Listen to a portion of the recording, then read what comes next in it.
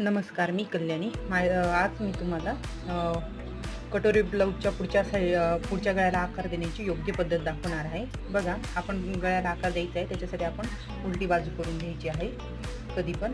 आता आपण गळ्याची पहिली उंची मोजून घेऊया. गळा आपल्याला 6चा पाहिजे. बघा, इथे हे 6चा आहे, तर आपल्याला रेडीच गळा 6चा हवा आहे, तर मग इथे मी अर्धा इंच असा टेप ठेवून घेतला आहे डायरेक्ट.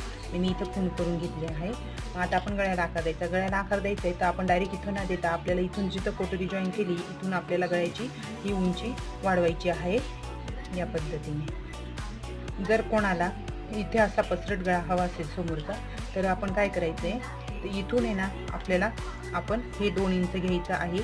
हे 2 इंचपासून इथून आपल्याला असा हा थोडासा निमुळता असा येऊ द्यायचा आहे या पद्धतीने, आणि तो कट करून घ्यायचा.